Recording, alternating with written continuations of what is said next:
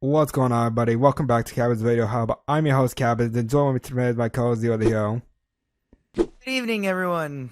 Uh, oh yeah, this one's gonna be a fun one. There's been a lot that has come out within the past couple weeks. Oh boy, as a fan of just comic stuff, I've been eating pretty. Oh, I have not lost. yeah, there's obviously a couple things I've personally missed out on. I haven't actually seen Werewolf by Night because I haven't I just either. haven't had the time to see it. I don't do scary stuff. I'm a little bitch when it comes to scary movies. Oh I no, don't same, like them. same. But anyways, it is Halloween though, but we're all bitches to horror, so we're celebrating Halloween differently here by talking about animated movies because that scares the shit out of David Zaslav. Yeah, but before we get started here, I do have an announcement to make. In case Ooh. none of you have been following my Twitter, I'm kind of starting live streaming. Kind of. Yeah. I haven't started live streaming yet, but pretty much everything is set up right now. I'm just trying to figure out like a decent time. Yeah, that'll be the biggest thing. Like for me, what I found is like later in the day, around 3-ish, like Pacific for me. I don't know where everyone is for you, but like 3 Pacific has worked for me to get a lot of people. Right, yeah, no, So it's a little different for me because depends. I have like your basic ass 9 to 5 job along with YouTube, that takes up like pretty much Yeah. most of my days off. I'm trying to Well, think and like maybe finding like Friday nights would be fine for me. That's like yeah, my biggest thing. yeah, it's just finding like the right time that just kind of works for everyone, which you're never gonna find. It's just like let's see what works. Yeah, pretty much. But no, I'm really excited. I have like pretty much everything set up, including like alerts, my overlays, and just my overall like general theme for my Twitch channel that I've been customizing for the past like month and a half now. So I'm actually really excited to Damn. get this shit going. You've put so much effort into yours. It's like Yeah, I stark I know. contrast I to mine. see that's the fun part. I just give myself expectations too high for me, and then you're fine. Ah, yeah. See, like for me, streaming is literally I'm playing games. I might as well like put it on and see who wants to join me and watch me suck. Yeah, Like, pretty much. I mean, I'm the best gamer ever. Go look at my clips; they'll show you. But yeah, eventually I'll get everything set up and then I'll have to put affiliate like my actual Twitch links down and everything else. But hmm that's for later. Any I'm thinking like definitely next week. It's definitely gonna be next week. any tease for people of what game or what you're gonna stream first? Any Well, tease? thing is, that's actually funny you mention it because all the way back, I want to say like early, like late last year. It was like November, where Pokemon Arceus came out, and I pre-ordered it, and I was like, you know Ah. what? Fuck it, I'm playing the long game here. So it's been sitting on my shelf unplayed ever since I bought it the day it released, and Oh my god. that You, sir, have self-control that I do not have. I mean, to be fair, I haven't played The Last of Us Part 1 in the 9 years it's released. That's okay. That game's overrated. That's okay. Yeah, fair enough. But yeah, that's pretty much what my first live stream's gonna be, mainly because I really been wanting to play it. And I think by the time I finish that, Sonic Frontiers will be come out, and then you'll Oh pretty much figure yeah, out from there like where my stuff's gonna be at. But that's anyways, true. That's enough true. of like the huge updates going on. I think we need to go over a couple of TV shows that Disney Plus released because, oh my god, things have been getting pretty Yeah, decent. yeah. They have. All right, which one do you want to start with first? Because I got thoughts for both. You know what? I think we need to start off on Andor because I have had like no discuss on Andor with like on my channel before other than my trailer reaction. Mm-hmm. Yeah. All right. So What I really, really like about Andor, I'll say this right now. Going into the show, when they first announced it, I was like, okay, why are we getting a show on like one of the characters from Rogue One? I was very confused because my thought process was like, there's a bunch of other like big characters or just other story things in general that you could do in Star Wars that like I was a big proponent of like let's distance ourselves from any of the movies and use the like huge world and history that Star Wars has and just go crazy with the stories. And then Andor came out and I was like all right, I was wrong. I'm loving this. Like it feels very it feels a lot more grounded and like tangible than other projects. Like I mean, compared to the most recent one, Kenobi, the production value between this and Kenobi is like night and day. Yeah, where this. Well, to be fair, I think Andor has had like less of a trouble production because from what besides the fact that Kenobi true. was supposed to be a movie to begin with, Yeah. I think the main issue with Kenobi is that they had very, very little time of filming. From what I remember, I think the entirety of all 6 episodes were filmed like 3 months. So it's kind of like the Iron Fist predicament too, like Netflix Iron Fist. Yeah, no, I haven't seen Iron Fist. I've seen like a clip of a fight scene in a hallway, and that was enough of what I had to see. So because the thing with that clip was that, you know, Finn Jones had like maybe 5 minutes to rehearse for that fight scene. And so like going into it, it's going to be a lot rougher because they just couldn't practice it beforehand because, you know, production didn't allow for that for some reason. I don't know the specifics. I just know that. And so that's kind of the feeling that I got from Kenobi too, was that they were like, we have this movie script that we stretched out into 6 episodes, which on its own already, a movie script is not translatable to 6 episodes.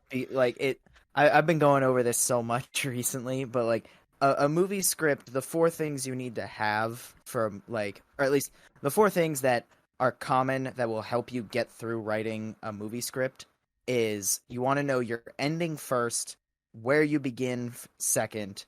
You need to have your inciting and key incidents figured out as like 3 and 4. And once you have those, writing your story for a movie is very specific for a movie is going to be a lot easier because you have at minimum 90 pages of script to like make into a movie. And so you don't want to waste any space. Right. And you can't, like, that's the big difference with the TV stuff is TV, you have way longer to plan everything out and to make the story fit. And so taking a like 2-hour movie script and extending it into a 6-episode show that's like 40 minutes at least each episode, you're going to end up with some big problems.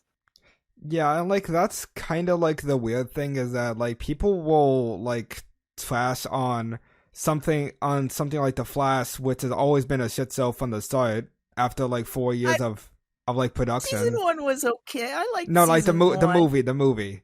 Oh, the movie. Okay, you say Flash. Yeah, different Flash. I'm sorry, The Flash. Wait, no, that doesn't work either. But anyways, like people will shut on The Flash for how big of a trouble production it's been, but like people don't look that much into Kenobi and just assume that the show was bad for like different reasons outside of like the production and issues caused. Yeah, like there's this weird assumption that first that like any good movie like must have had a really good production cycle because like that's not always the case. No, you're gonna have some kind of troubles going through because you have a bunch of people on set that are different, just a bunch of different personalities clashing with each other. Like Toy Story 2 was literally deleted from the face of existence in a split second. Yeah, right. Like that's like the biggest example for like good movies having terrible production, and like that. The only reason Toy Story 2 exists, like just existed, after that was because one employee had like a copy on their home computer. Yeah, of the that movie was and like saved the the luckiest entire thing. So that's a great reminder to always have USB drives, I guess. True. But anyways, Hey, studios, don't have a delete all button next to your servers. Like, get rid of the self-destruct. fucking stupid smuts over here. But anyways, back to Andor. No, I really do love Andor. Everything just is honestly really great. It's a little early to call it like a masterpiece, but from for episodes sure. 1 through 4, no, is there a 5th episode yet? I think we're 5 episodes in. Oh, 5. Okay. It's a weird like way to track it because they dropped the first 3 episodes at once. Oh, yeah. So now like we're the 3rd week of Andor, so I'm like, oh, it must be episode 3. Nope, And so episode I'm, 5. like, so confused. But yeah, no, I like how, but I do enjoy slower paced stories, and it took until episode 4 where things like really started going up. It's like, you know what, I'm okay with this. It's not going to be everybody's taste because some people just want like the plot to keep going instead of having wait like 3 hours, but I'm personally okay with it. That's kind of why Andor is a TV show in the first place, to take its time with the actual story, to build its characters and its world. And the coolest thing that this show does for me is, aside from the fact that it passed my 3-episode test that I have for like any show, is the I'm a big dialogue guy, so like I'll sit there and look over and listen to lines of dialogue all the time, and I love how much is said in these lines that they have with the few amount of words that they use. And like so much is said about the characters and what's happening in so little lines, and I love it. Like it keeps things moving. Because in a poorly, like in a slow paced show, you can't waste, like you can't bloat it really. Like right. Daredevil's a good example of like a slow paced show that you don't feel like your time's being wasted. Okay, well, Daredevil is a good example of everything. That's true, but I'm also using it as a good example of like people who don't like slow paced shows, because like I know my sister and then a couple of my other friends who I was like, yeah, I recommend Daredevil, go watch it. They watched like the first couple episodes and they're like, it's just too slow for me. I couldn't get into it, and I'm like, all right. So like slow paced shows, I get it. They're not for everyone. Yeah. But, like, I think, like, yeah, the dialogue is really good, and, like, they can say a fuck ton in a single, like, sentence. Like, I remember from, episode 5 where, like, yeah, the conspiracy theorists just go on and ramble about fucking oppression. I loved that. That was so well done. I want to listen to his podcast. Send me a link to his podcast on Spotify. Dude, I hope they drop his manifesto, like that he's writing. I want them to just drop that whole manifesto after the show, and I can I want to see it because I like that character. Like, yeah, he's really fun, and that's like that's actually the interesting thing about the dialogue, is that it can be the dialogue can feel so dry, but it is so fun at the same time to just like dissect everything they're saying. There's so much about it. I think my favorite thing they did was introduce Mon Mothma and Luthen the way they did, where we go to Coruscant and they have their like backdoor, this is our cover, we're talking about it, hey, you're here to buy some gift for your husband, and now I'm dropping information to you on the side as we're talking about this. So like they keep that cover of the Empire is really breathing down the senators' necks, so they have to go about it in all these underhanded and like super layered ways, so that no one gets the wiser. Yeah, and conversely to Kenobi, I think that's like where one of the most Organa just. I'm sorry. Yeah. No, I think that's one of the. I think that's probably my best. The best thing I love about Andor is the planning of everything. Like every single character has planned out so much, because I'm gonna say a hot take right now. The Empire is not that threatening in most Star Wars content. No. The Empire hasn't been threatening since Rogue One. That's my the first time the Empire was threatening was Rogue One for me. Yeah, after Episode 4, the Empire just was kind of just a standard antagonistic force, and that's something I wish felt that threatening to me in Episode 4 either. Though it was just Vader. Yeah, it was just Vader and Tarkin. Yeah, Vader and Tarkin were definitely selling points in that movie. I'm mostly referring to the Death Star laser and just a scene where he blows up all the on. Yeah, that's fair. But other than that, Andor is just the Death Star, the Empire is just very non-threatening. It's nice. It's nice to see the fear put in, because that's the thing. In other Star Wars stuff, you don't get the sense that they're a danger because the characters themselves don't really treat the Empire as a danger. And so here in Andor, the characters all do. They take it super seriously. They're nah, I'm in this. This is the reasons. The Empire has done X, Y, and Z. And we do get to see the Empire being competent in their stuff of when those scenes we get with I forget what the committee's name actually is, but with those Imperial officials, the scenes we get with them where they're going about their day, doing their job, and we see those changes of oh, this is happening this small thing happened in one area. Okay, well, it's super small and it happened in an isolated area that's never going to happen in that area again. Meanwhile, we have all of this X, Y, and Z crap to take care of. That's going to have to fall through the wayside so we can do our job.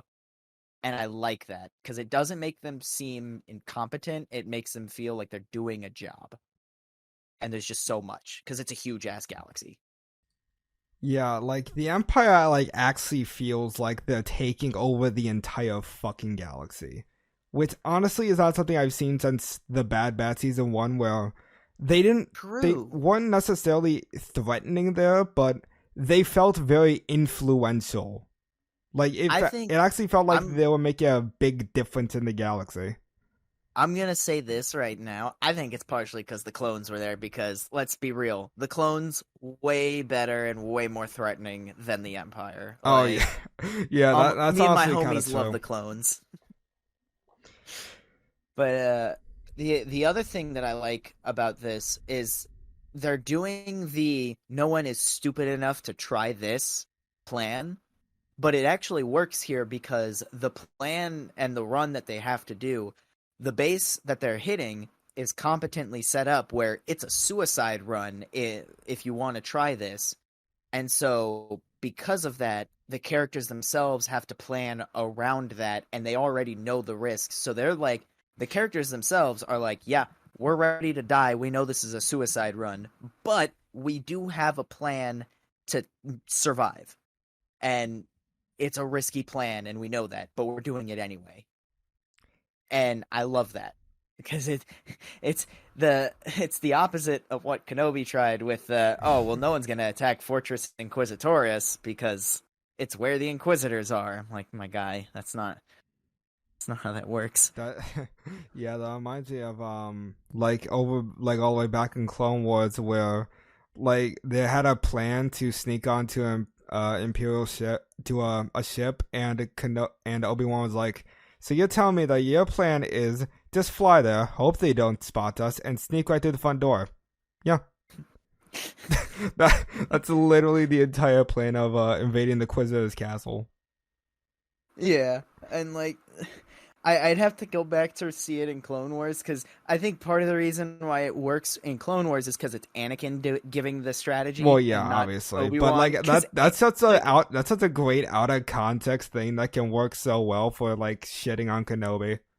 Oh, absolutely. The other thing that works in context though is the fact that the video game Star Wars Jedi Fallen Order did literally the exact same thing, but better in the final mission of the game. It was done so much better, and I don't know how. They had to have been looking at It's like that meme of, "Hey, can I copy your homework?" Yeah, just change it up so so it's not obvious. Except they didn't change it up, and everyone who played the game knows it's obvious. Like, Yeah. but I'm excited for the next episode Oh of my god, Andor. yeah. I also I think love this has been how setting up so well. I also love how each character is not flawless. Every single character is fucked up in some way. Oh yeah, Even the people who have like legitimately planned out everything, Andor comes in and just finds every single flaw with their plan. Like yeah, yeah. the best example is like, hey, we should switch sides. Like, why? It's like, you need your weapons on the outside. Like, he finds exactly. those very Like, that simple tiny mistakes. Detail. That and he had to tell them to take out the fucking the holster that kept the ship there. Yeah, that too, and like that works a lot, and that goes into like why Luthen was like, "Hey, you need this guy," to begin with. Was like you get him or you call it off because he has Cassian like has the experience to be able to help them, and I love that. I love when my main character does act. It makes sense for my main character to be in the plot. Yeah, other than just like, throw him in there. No, like he actually does have experience with the Empire and actually getting around how things are as a pilot too. That really does help out the team because honestly, I didn't know what the fuck they were gonna do if they didn't have Cassian after he pointed out like all the flaws in their plan. Yeah, which like, and it makes sense still that they have these flaws in the plan because like they do have an Imperial officer on their side, but he's not with them at all times of the day planning. He's just saying, this is the ins and outs of what's going on. This is your window of opportunity. Here's how we help plan out the broad strokes of how we get in. But all that like little minutia and details, they don't have all of that just because they can't. Like if that officer is away for too long, people might get suspicious. Yeah. But yeah, Andor looks so goddamn good right now. And you know what? Another Disney Plus show looks fucking amazing right now, which is She-Hulk. And oh my god. I don't know about the CGI, but I'm with you on Daredevil here. Yeah, Daredevil is absolutely peak in this one. And people who say otherwise have not seen anything about Daredevil. God. Like, even if you're not including the comics, if you haven't if you're like mad about Daredevil here, then you just haven't seen Daredevil. You've seen like the fucking 2003 Daredevil. Well, even if you've seen the 2003 Daredevil, I think you'd be happy because he's like his actions in this, like you can kind of get a sense. It would fit. I think the way Daredevil was in this episode would kind of fit that old movie where they have a fight scene on the playground together with him and Elektra. Like that's kind of the energy, but it works so well here. Like I love it. Part of it is like his energy, like the way they wrote him is like they mixed the ending of where he was at the end of Daredevil season 3. So like for the people who have seen Daredevil season 3, we know that, you know, Matt ends off in a much lighter place and happier than pretty much ever in the series. And then he picks up here, and the progression, he's a lot more happy. He's a lot more, I guess, not really cocky, but like, I think the way I've seen it described is like swashbuckling, because that's kind of how he was in those early comics as well. He feels like a good mix of the end of Daredevil season 3 and that early Stan Lee characterization. Yeah, Daredevil's so goddamn good in this, and I like seeing like Matt Murdock happy because seriously, like why can't he just be happy? I know, like I'll never understand the people who are like, I think these characters got to be miserable for it. I don't understand. Our street level heroes just aren't allowed to be happy. Is that the right? thing? Is that people's like issue? Because I've seen it with both like Spider-Man and Daredevil. I think it's like a weird backdrop of like anytime there's been a street level hero that like gets a movie or like some kind of thing that goes up, it's always they get put into that gritty realism in quotes thing where like we gotta be serious because it's in the street, and so it must be closer to reality or to our reality. And I'm like, no, like you got a dude that uses echolocation to see everything, and like yeah, he sees a world on fire, but he's cool with it. And then you got a guy that swings from webs, climbs on walls, and talks shit during his fights. Yeah. Like, like just because they're street level doesn't mean that nothing has to be fantastical. yeah, and like that's the fun thing that I liked about this too is they brought him in. I think the CGI in this episode looked the best, at least in the action scenes. We didn't see much of just like close-ups on She-Hulk herself, which does the show a lot of favors because I'm not really blaming the VFX artists at all on this. They didn't have the time to completely refine everything, and that's not something I hold against them. Right. In motion, a lot of this stuff looks a lot better, especially with Daredevil, where he's a lot more acrobatic, like in the comics, and I love it. Like, there's actually a weird. I have a theory about this because they also like chonked up Kingpin and Hawkeye. Like in comparison to Daredevil, where he showed up, he was a lot more chonky and taking more damage in Hawkeye, and with Daredevil now getting a lot more like full on acrobatic and a lot less like practical acrobatics. Like he's like a middle ground between practical acrobatic and like Spider-Man acrobatic. Yeah, which and, I think think that's works. a decent balance. I think adding CGI accent to him isn't terrible, but I'm glad they didn't like use as much as they could have.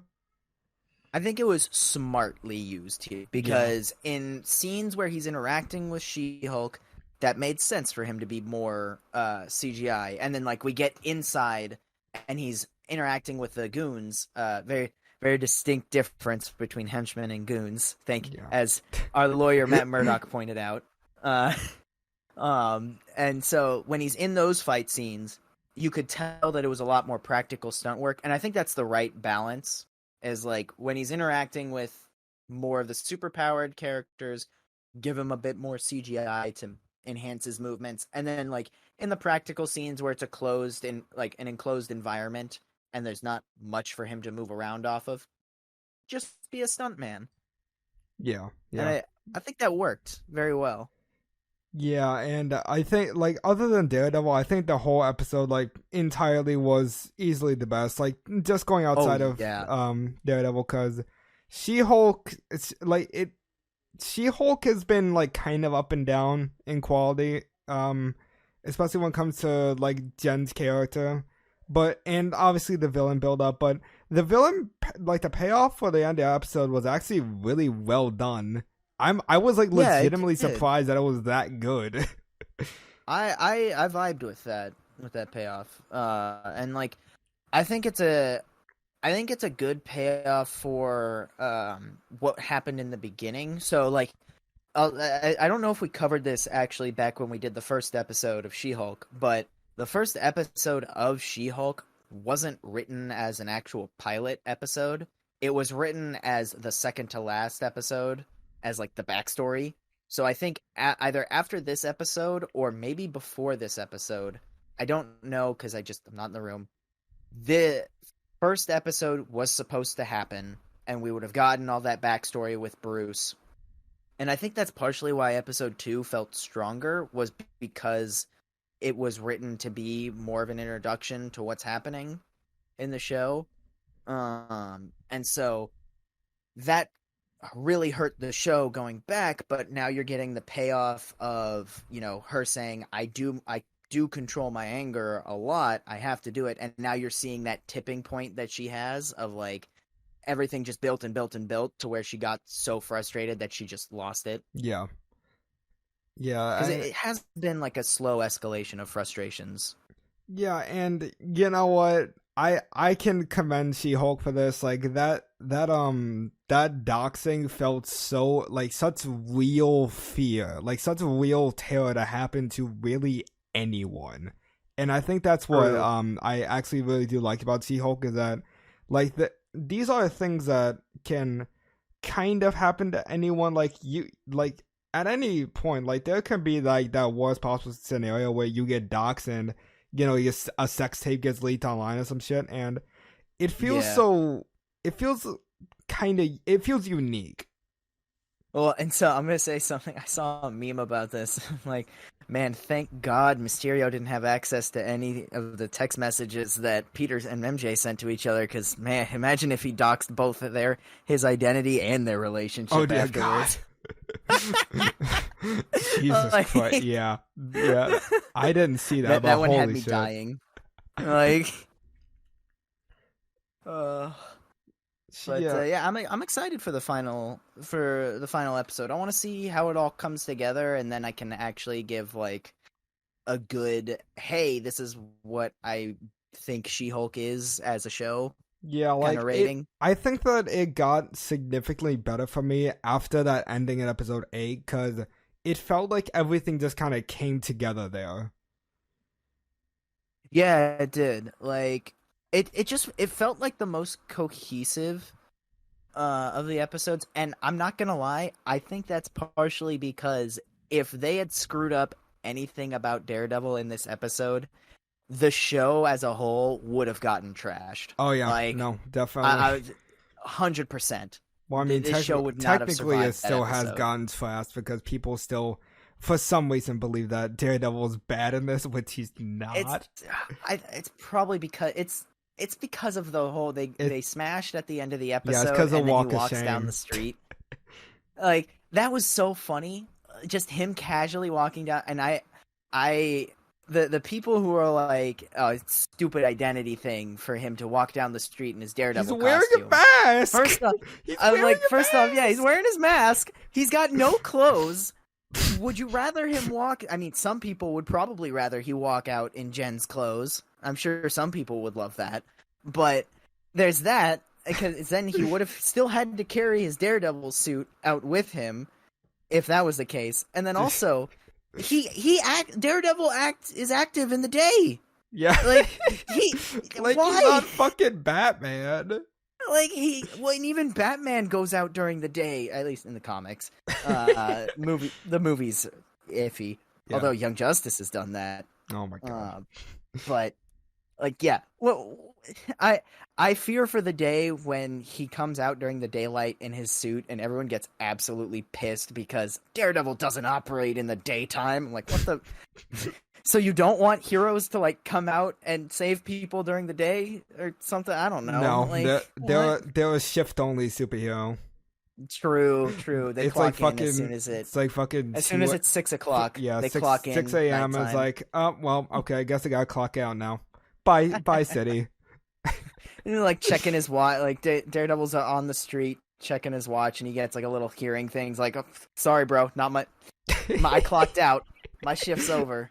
Go ask Spider-Man. Maybe he'll get here." Yeah, then like next superheroes are gonna be fucking unionized. Oh boy, that's a rabbit hole. But yeah, I think She-Hulk is looking great. I actually really would love to see what we see in episode 9 because I don't know how, but there was a screenshot of She-Hulk saying like, "This is my show. I'm gonna do how I want it." And there was fucking someone saying like, "I hope this is Marvel Studios." I think that would be like the best like case scenario. That was a rumor for a while that like because of the fourth wall breaks are her shtick.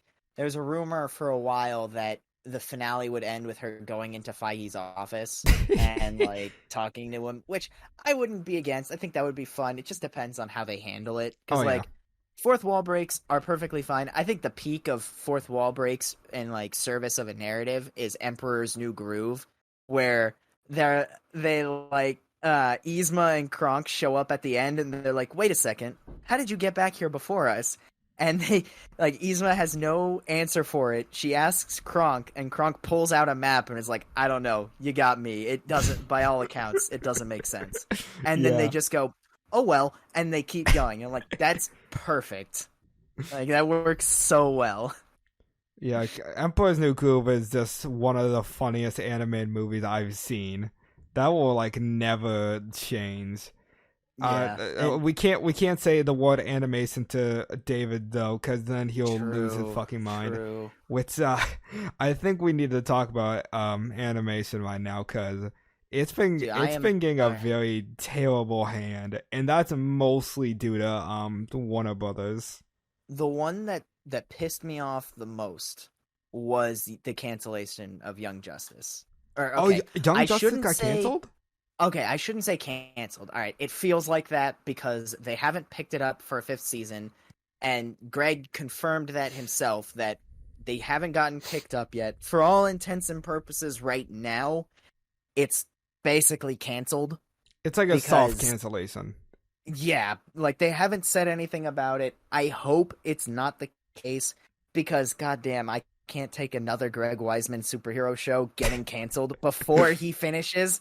Like, it happened to Spectacular. It happened to Young Justice twice now. Like, what is it? This man does great stuff, and then they just cancel him. I don't... I'm crying. Yeah. The only good thing of this right now is that Batman the Caped Crusader and that Superman animated show are still in development, as far as I'm aware. I had like a very, very small breather, like a very tiny moment of peace when it was confirmed that Blue Beetle was safe. And then that was immediately ruined when not only Final Space was canceled, but also the very recent news earlier today, where they just completely shut down they completely shut down like a department of writers entirely. I'm just like, what the fuck happened there? I sent that into one of my Discords, and one of my buddies' response to that, I gotta scroll like all the way up to get it. So his response was, "Jesus, WB, you keep shooting yourself in the foot that soon you'll need a peg leg." And my response was, "Bro, you think this is the first leg they're shooting?" Like, there are eventually like fucking the directors that work for Warner Bros. Gonna start a fucking GoFundMe page. Honestly, like, what is he doing? This man, all right. The most confusing part of this, though, is that Velma slipped through the cracks and is still there. For the life of me, I cannot understand why that show is still alive when other shows are dead. Like, listen, The Flash has been alive for 5 years. But that's the CW, and that was already on life support. I'm also talking about the movie. Shit, I always go back to that.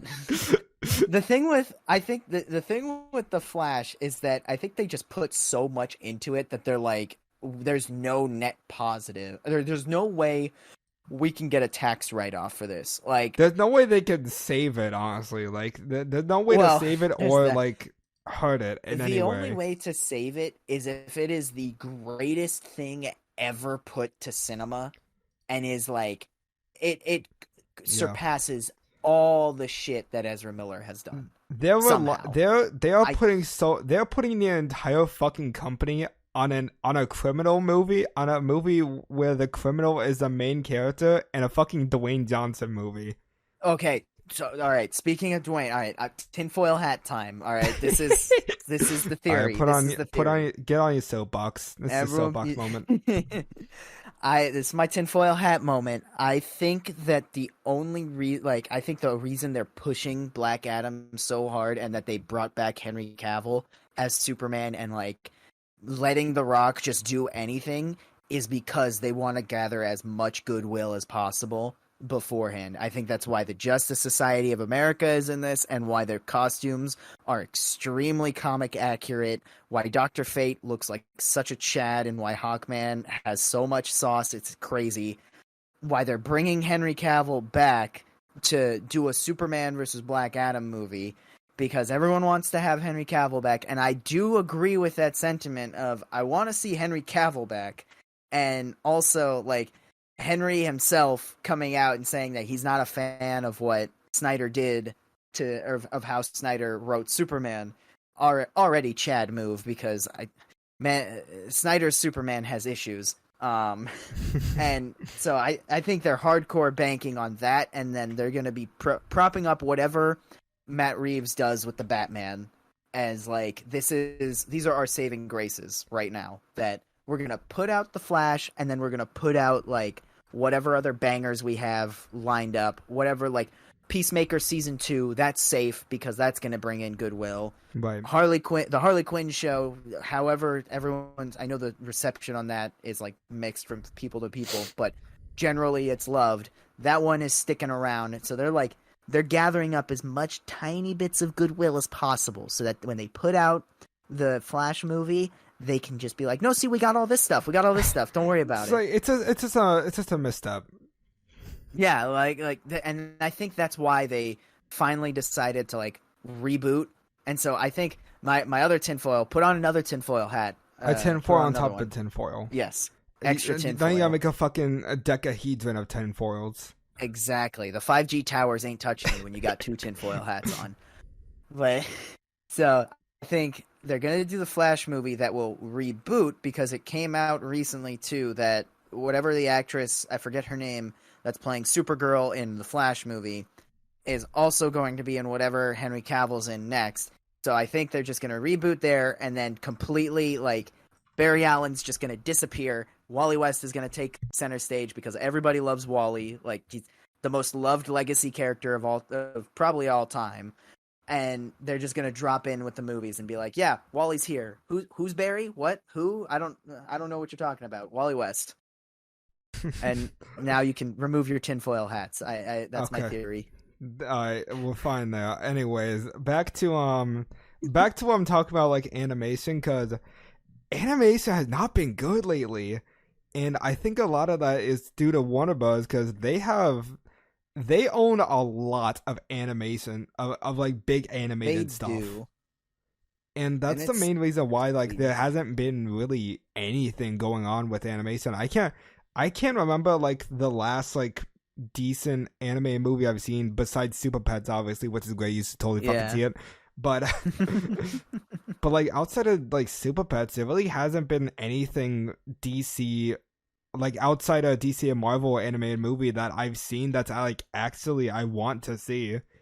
Like, the ones for me that I liked, I really like, so you know what the DC animated universe with, like, the Son of Batman and all that. I know all of that. I haven't seen much because, like, I'm not that big of a fan of Snyder's, like, style. Well, so it's less Snyder and a lot more DC inspired, at least from me as, like, a DC novice comic reader that's, like, super casual comic reader. It feels a lot closer to the comics than like Snyder's stuff. And then, like, the Tomorrowverse, which is the most recent movies, like Batman The Long Halloween parts 1 and 2, the Flash movie that went back to to World War I with the Justice Society, and then Superman Edge of Tomorrow.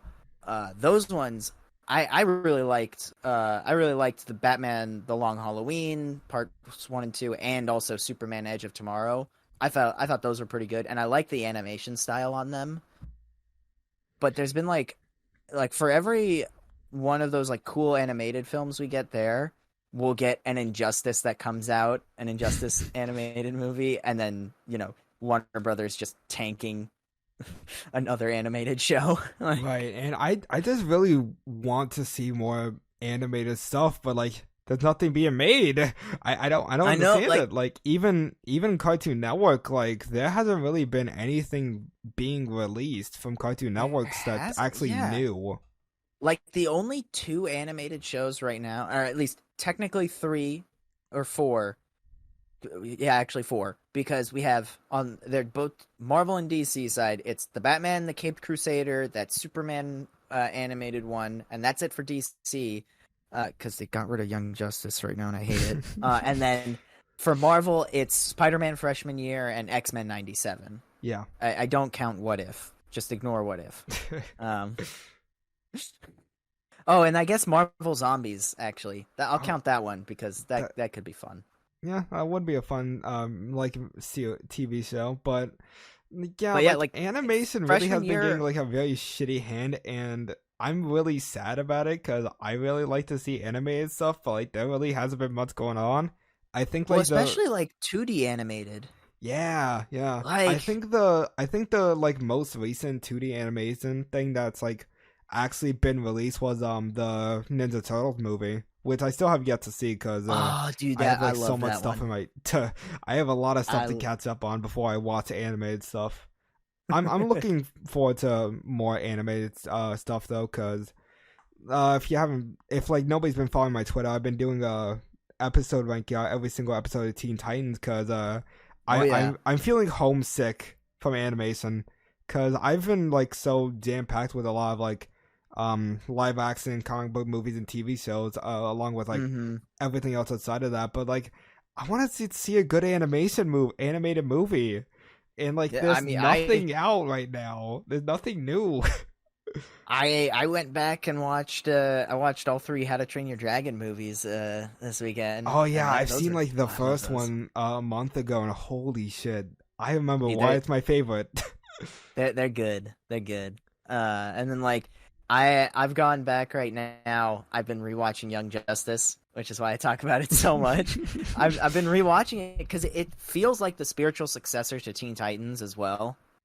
And it's just I really enjoy it. It takes a bunch of characters and puts them together. Right. That's fun. It's a bunch of DC characters. And I think that like the major issue with animation right now and why there hasn't been much going on is Disney as a whole, because if you remember D23, there's like a bunch of live action remakes coming out. Yeah. Instead of actual new animation. Like I don't recall a single like new animated thing coming out that was from Disney. Everything was like live action. Their only animated projects are Marvel stuff. Yeah, and I don't know why. Because wait, no, there's 2. It's like one about Storybook Land or whatever, like where all of the Disney fairy tales come from. That's an animated one, and then there's the Fire and Water movie. Oh right, that's right. I remember they teased it a little while ago. Yeah, it's Fire Boy and Water Girl, the video game, but now it's the movie where it's Water Boy and Fire Girl. Okay, that is something that is something like, but even then, like you take like 2 or 3 anime movies outside of like a bunch of live action stuff and live action remakes of animated stuff that they release. I'm like, I want to see silly cartoons for once. Like I think I'm good. I think the last sole Disney animated thing, because I think Fire and Water is Pixar as well. Yeah. But I think the last sole animated thing from Disney was Encanto. Yeah, which Encanto was fun. That was like how long ago? I think it was a year now. Jesus, I'm so going off. I think it was a year, yeah, because I heard We Don't Talk About Bruno starting to go over the radio at my work around this time, and it drove me nuts. It was like 5 times in the span of an hour I heard that stupid song, and I hate it. But anyway, I'm gonna ignore that hot take here. So we don't have a death in the server, but look, when you hear a song for so many times, you start to hate it. That's understandable. But yeah, like I think there, other than what you mentioned with Fire and Water, the only other animated thing that I've seen coming out is Strange World, and I'm not even interested in seeing that because it just doesn't look that interesting to me. Oh yeah, okay, Strange World, that's what it was. I was trying to figure out what the name of it was. Yeah, and I saw like when the first trailer popped up, it was like this black and white thing. I was like, oh, well, this is actually very unique, like this black and white film style of animation. Let's go. And then nope, just regular like Pixar animation with disgusting noses. Yeah, I think that style is getting out of fashion. It's getting old. Like it was fine for a while, but I think after Soul is like, okay, I want to see something like new. I want to see like a new style of animation from Pixar. Because I Yeah, love Soul was Pixar's like the last animation, one but that holy did that. shit, they do not try anything new with it. Yeah, it's either Toy Story or it's or it's Soul style, which like I think Right. Soul was like the best part of Soul with the animation and stuff was the non-human stuff. I think they're really good at the conceptual stuff. Like I mean, take Coco as just an example. Like when you get into the underworld, or not the underworld, the land of the dead. I'm Yeah. getting my mythologies mixed up. Uh, when you get into the land of the dead in Coco, like the skeletons all provide the skeleton aesthetic and like the orange petals. It all provides a very unique aesthetic compared to the land of the living. Right.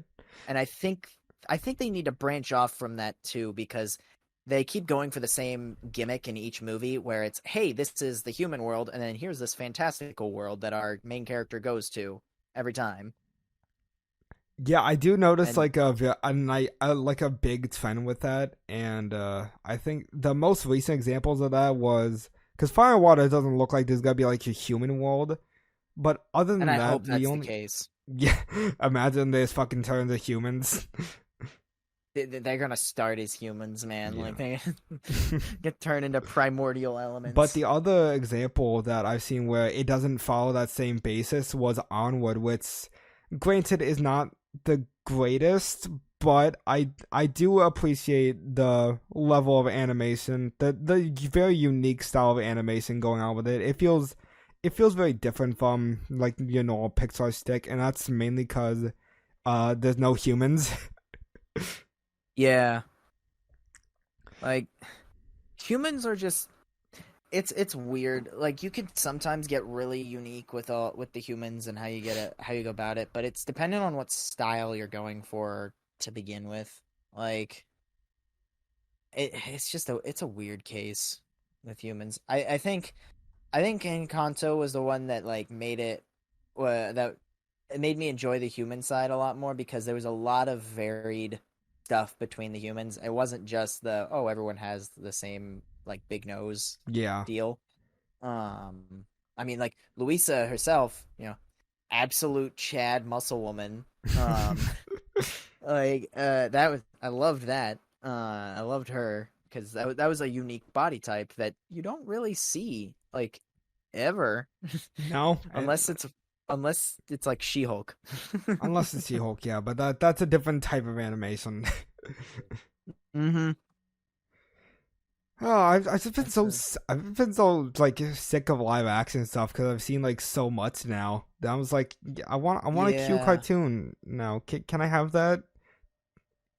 And like that's the Yeah, main like reason why that's I've been rewatching Teen Titans.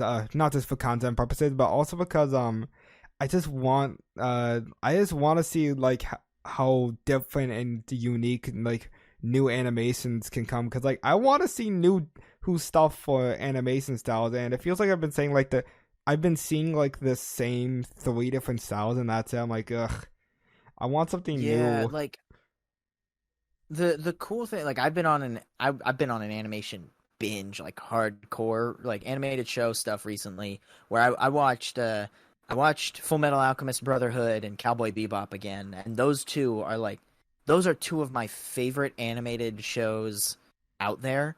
Like I rewatched Korra and Avatar as well, but like Bebop and Brotherhood stand out because they're very unique in their genres. They're like Bebop isn't just an anime; it's a sci-fi show. Like Right. it is sci-fi, and everything about it is very tangible. Like they painstaking detail in 2D animation to design all of the ships so that they would have functionality in there. And like while I'm not a big like stickler on on like being extremely accurate or like you know having the most optimal design for a ship in general like in sci-fi for like Star Wars stuff I prefer style over substance in Star Right. Wars ship designs because that's always been the thing. Like I'm still confused as to how Han accurately pilots the Millennium Falcon with the cockpit being like all the way to the right. I'm like, how the hell does he do that? But he does, so I'm like, all right. This is the design philosophy for the ships. And so I really like that I can gauge how Bebop stuff works, and it's everything about that world, that sci-fi world, is just so unique in its presentation, where you have this mix of sci-fi, of like futuristic tech, and then you have cowboys going around in like ponchos and shit, and it's great. I love it. And like Brotherhood has this like 1911 era aesthetic, is like that's the closest in contrast, but then you have alchemy as a mechanic going around where they can make all of these crazy things due to alchemy, and it makes the world itself feel more unique, because if you have all of this alchemy stuff, you can have so much other like tech stuff. And it's just a super cool aesthetic that they go about, and it sticks to something important and takes that to like its nth degree, so that they could say, this is us, this is what made us unique. Right, and I think that like more animated studios, if Warner Bros. Would allow animation to go through, what just need to get like a lot more creative with just the overall themes of like what they want, because I mean, even Pixar now is just kind of appealing to the same theme, where you have this you have like a human world, and a new like world that your humans are exploring, which got very old very quickly, and I just want something different. Yeah. I think like the peak of new animations, like where new animated stuff that's being completely unique in itself, is Arcane and Spiderverse. Oh yeah, like Spiderverse, Spiderverse honestly changed the course of animation as a whole, because now there are like a couple of animated studios that are kind of copying. Taking note. Well, I wouldn't say copying. They're like taking notes of like how they did their styles and reflecting off of what they're doing, that like with the low FPS frames and such. Like I remember the biggest example would be on Puss in Boots, with I don't even know when the fuck is coming out. I'm scared. Oh yeah. I don't know when it's coming out. I'm excited to see that one. Yeah, but I don't know when it's coming out. I've seen like no new news on it, so I'm kind of worried for it for a minute. Like it's not Warner Bros., is it? No, it's not Warner Brothers. It's DreamWorks. Yeah, okay, yeah, DreamWorks. You know what? I'm a DreamWorks apologist now. That's my character arc. Like, I'm a DreamWorks apologist. Hey, they gave us How to Train Your Dragon. I mean, that is true. God, I love DreamWorks now. And Shrek, actually. Yeah. I've like for the past I think for the past like year and a half, I've been such a DreamWorks fan, because they're fucking unique with their animation. Like they are, like Disney and Pixar are getting very old for me, because they all feel like kind of the same, with a couple of gems here and there. But DreamWorks, every movie, like despite their quality, have like felt very unique. Like they don't feel like any other animated movie I've seen. Oh yeah. So the the last 2D animated movie that DreamWorks did was The Prince of Egypt, before moving on to Shrek, and that was an interesting thing at the time, because that's a 2D animated show. And the funny thing about Shrek was that it was basically the dungeon that you got sent to if you weren't pulling weight on Prince of Egypt. Which is kind of funny, is that they just kind of sent everyone. I was like, you're not keeping up, go work on Shrek, as a punishment for them. And then Shrek turned out to be a banger, but The Prince of Egypt is also a banger. And it's a very unique 2D style to it, which it's cool to see like that evolution that they had from 2D to 3D, even though I do wish they go back to more 2D. I'm a 2D animation apologist. Actually, that's not apologist, enjoyer. That's understandable. I love me some 2D animation, especially when they get when they kind of go all out with their 2D animation. I can't remember the last 2D animated movie I've seen, because really mostly every other anime movie studio has been appealing to 3D animation, and while a lot of it is really cool, I want something like Teenage Mutant Ninja Turtles, which is 2D Yeah, animated. It I think looks that really and fucking the amazing. I think Like that that and art the style is Dragon Ball so Z goddamn movie. good. That's true. The Teenage Mutant Ninja Turtle movie and then the Dragon Ball Z movie that got re-released, or I don't know if it was released or re-released in theaters. Those are like the two newest 2D animated movies out there, and I'm sad that it's just the two of them. Yeah, Like yeah. I want more 2D animation, and it partially has to go with the fact that production studios think animation is for children, and I'm like, Yeah, no, like screw you. I think I'm an Dave adult. Zaslav is kind of like reinventing the idea that like fucking Ugh. animation is a genre only meant for kids. I'm like, no, Is there a no. way to put a hit out on someone without it tracing back to me? I mean, I'm it kidding. can. I'm kidding.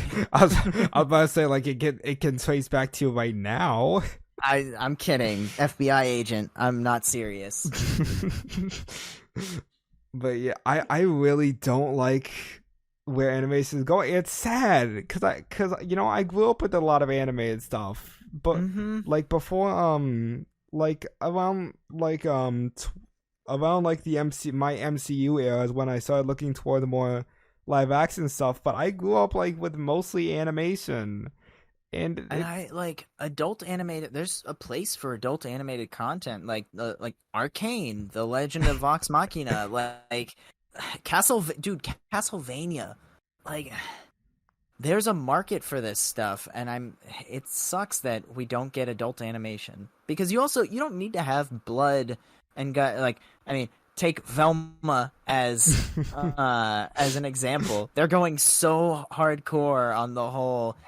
Ah, yes, we're adults. See, there's blood and people dying, and Daphne, for some reason, is naked and covered with bubbles in one image. I don't understand why.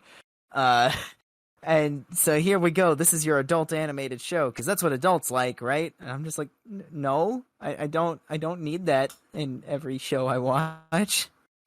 Like, I watch yeah, animation for the animation. you don't need like even like when you're not counting things that are like truly considered adult animation, you don't necessarily need to have like a fucking M rating for animation to actually be more focused on adults rather than children. Like looking Yeah, at Brad Bird's Legacy, which honestly I'm kind of pissed that we don't have movies like he does anymore with animation. true. That he always focuses on adults first and kids second, but he has like such fantastical worlds with his animation, like with Incredibles and Yeah. Ratatouille, where it can still appeal to kids, but it's more focused to adult audiences, and that's Yeah. something we need more of. Like we don't necessarily need like these dry themes of animated movies to necessarily have animated movie focused more to adults. Yeah, and like I mean, say whatever you will about the story in Incredibles 2, what you can say about it is that it grew up with it appropriately, it grew or it matured for the second movie for all the people who saw it as kids. It still matured and didn't fall back on any pretty much kid gags to entertain. It kept that sentiment of we are still for adults. This is some more serious subject matter that we're tackling. The kids that are watching it will get entertained because we have our superheroes doing stuff, and that's the entertainment for them. And then the adults, while they'll both get the entertainment from the action and the animation, they're going to get an extra level from it because they're paying more attention to what's happening in the story. And that's the right balance for like adult animation. Yeah, like just I really don't like Incredibles 2 that much for writing purposes, but you know, I can appreciate that they're a little more like leaning towards like kid audiences, but there are still those talking scenes that you have in The Incredibles 1 that I present here that also does appeal to more adult audiences, and Oh yeah, it's a good balance. like all the scenes of single dad. Well, okay, single dad in quotes. Stay at home dad Robert trying to take care of all the kids. That for kids, that's really funny because he's tired, he's getting angry, and more movement. For and adults, then for all the that's adults, fucking they're dark. like, That's yeah, very they're like, tragic. they're like, that's so relatable. Like, that is what it's like. And it works. It works. Like where are all these like different genres and themes of animation that we don't even see anymore? Like I can't remember the last time I've seen like a recent Cartoon Network TV show because all of it just looks fucking awful. I think Gumball was the last one I watched. Like Gumball was the last line of defense. Dude, Gumball has some fantastic gems. Like the Gumball is like unlike any other animated TV show that I've seen, mainly because of how fucking crazy it is.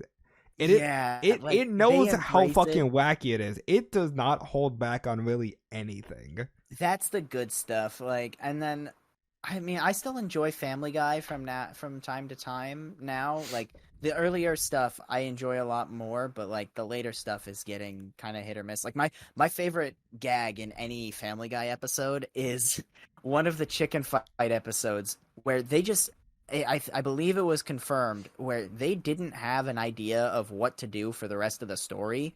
And so they had like 10 pages or like 10 minutes of script that they needed to fill out. And they're like, what do we put here?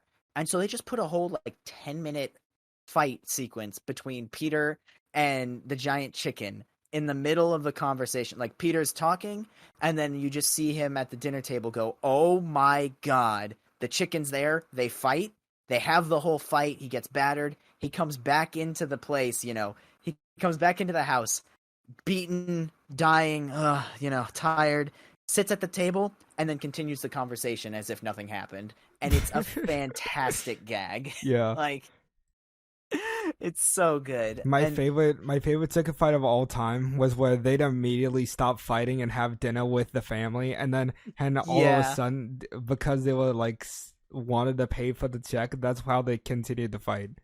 That will always be that'll always be like my favorite chicken fight.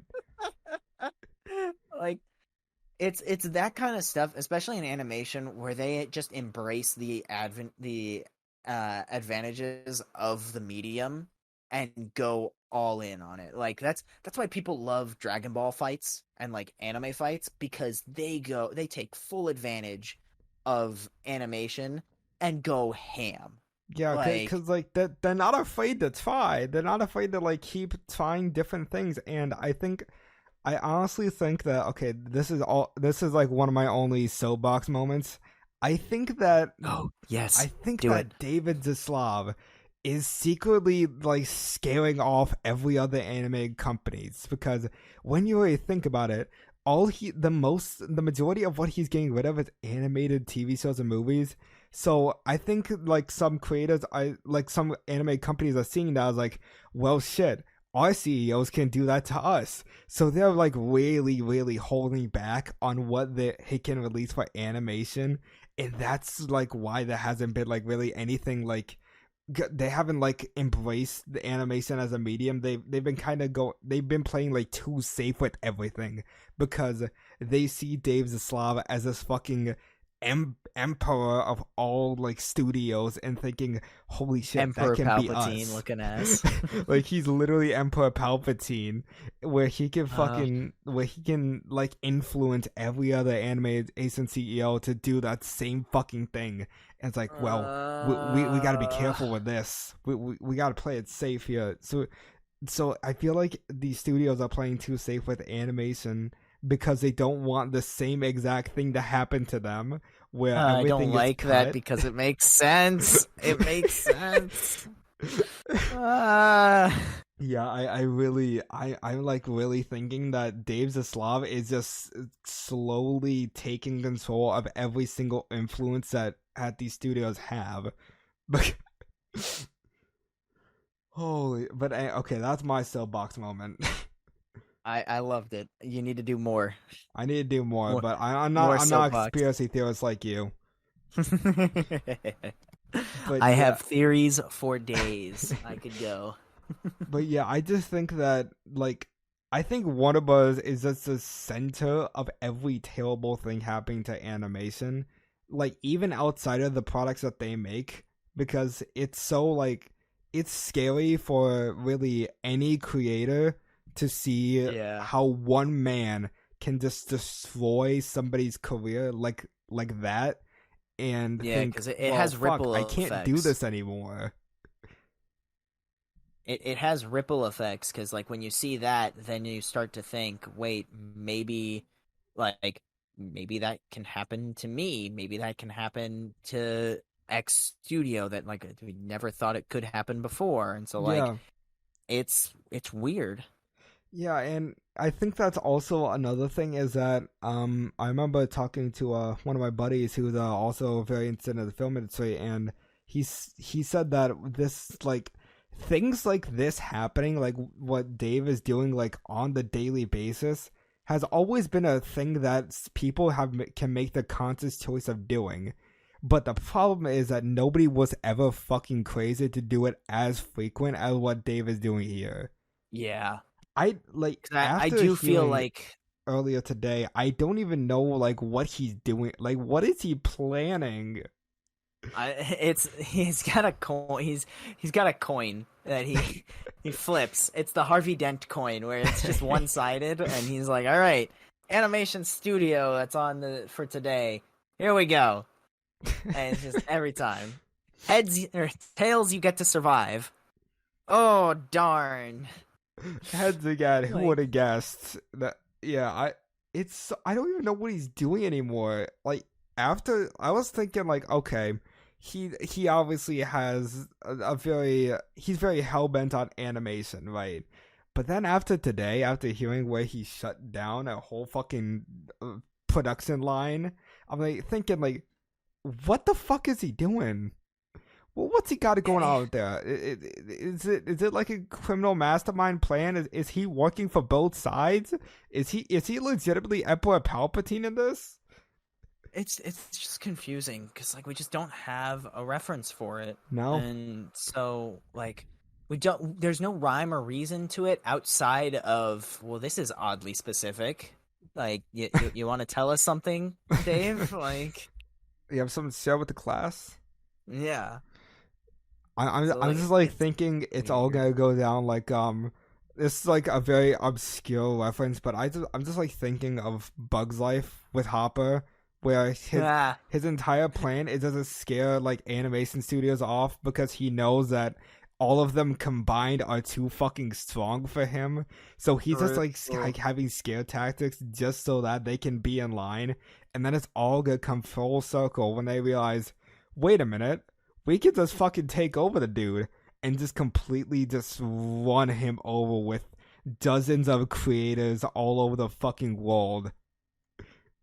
I it it's Yeah, it's scary, and it's I very want scary. animators to rise up. Animators rise up. Animators rise up. Because that's the other thing is like animators don't have a union as well. So God, like it's all back to fucking unionizing our workers. yeah, I like animators don't have a union, and so that's kind of why they get paid shit, and why they don't get the respect they deserve, which is extremely unfortunate. Because they should get paid exactly what they should be getting paid, or sorry, they should be getting paid more than what they already get paid now because they put out incredible work.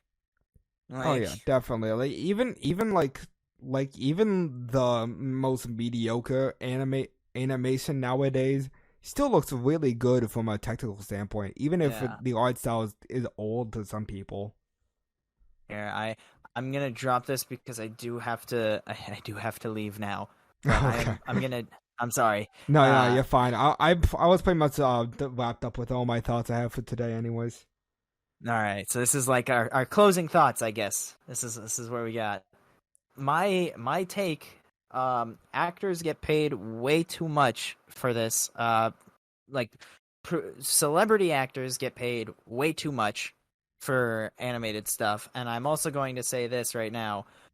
voice actors need to be in more animated movies, or at least voice actors should be given the chance to be in more animated movies, because voice acting is a skill that is really, really hard, and not everyone is cut out for it. I mean, it's not. I'm not trying to dig on any actors. I'm just saying, because it's the same thing with the physical performance. Not every voice actor is going to be really good at giving a physical performance, but they're really good at giving a vocal one.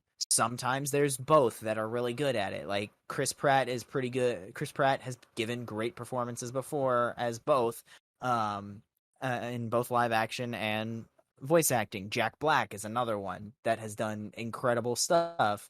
And so there's diamonds in the rough, but like hire your voice actors to do voice roles, because you'll end up with something so much better. Like the 2008 or the 2007 TMNT movie, that is driven by James Arnold Taylor and Nolan North as Leo and Raph respectively.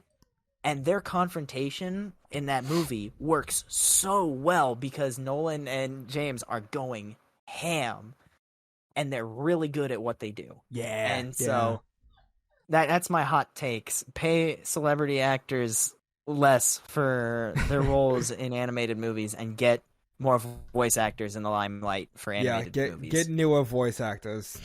But anyways, that's gonna wrap up like pretty much everything we have for today. I hope you guys enjoyed. Be sure to like and subscribe and hit the little notification bell so you know if our future content releases. I'm your favorite Cowboy, signing off. Bye.